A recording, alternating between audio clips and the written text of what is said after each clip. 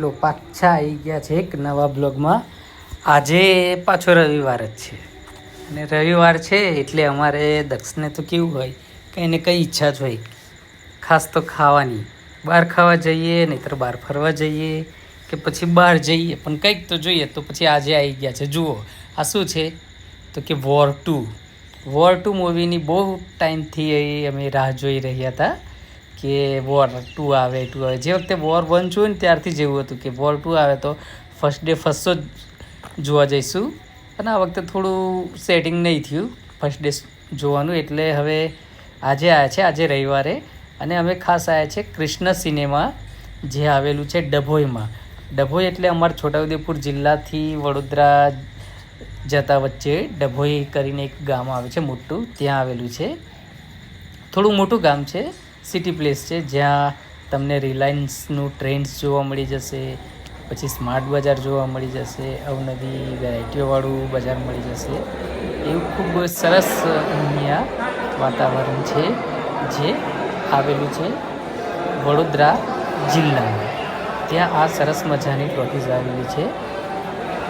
ટોકીઝનું નામ છે કૃષ્ણા સિનેમા. ત્યાં અમે અવારનવાર મૂવી જોવા જતા હોઈએ છીએ.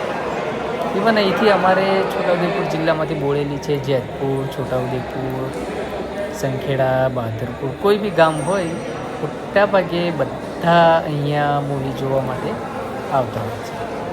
આ ટોકીઝની અંદર છે, જો ખૂબ સરસ ટોકીઝ બનાવેલી છે. અહીંથી એન્ટ્રી ગેટ છે.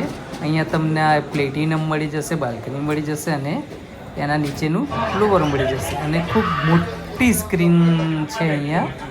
કદાચ આટલી મોટી સ્ક્રીન તો મલ્ટીપ્લેક્સમાં બી નહીં હોય. આ પ્રકારની ખૂબ સુવિધા સરસ છે. ફૂલ્લી એસી ટોકીઝ છે, રિક્લાઇન સીટ છે. અને ખાસ તો આની ખાસિયત એ છે કે એનો પડદો બહુ મોટો છે, ખૂબ સરસ મોટો પડદો છે. એટલે તમે રિયલમાં સિનેમાનો ખરેખરો આનંદ માણી શકો છો. એકવાર તમે જરૂર મુલાકાત લો. આજે આપણે આ વોર 2 મૂવી જોઈ લીધું એટલે બહુ ટાઈમથી વિચાર હતો કેવું હશે. પિક્ચર તો બહુ સરસ છે. જુનિયર NTR ને રિતિક રોશનની ફાઇટ જોવાની ખૂબ મજા આવે છે. ખાસ તો પેલું સિક્વન્સ છે ને, કારનું સિક્વન્સ, હમ્મર વર્સિસ મિની કૂપર, એમાં તો ખૂબ મજા આવી. અને ટ્રેનવાળું સિક્વન્સ બહુ સરસ બનાવ્યું છે એમાં, અને બહુ મજા આવે એવું મૂવી છે. ફર્સ્ટ હાલ થોડો સારો લાગ્યો, પણ ઇન્ટરવેલ પછી થોડું અમને ઠીક લાગ્યું પિક્ચર. કંઈ એટલી બધી બહુ એમ એક્સાઇટિંગ નહીં રહી, પણ એવરેજ મૂવી સારું છે, જોવા જવાય. બધા એકવાર જવું તો જોઈએ. પિક્ચર મસ્ત છે.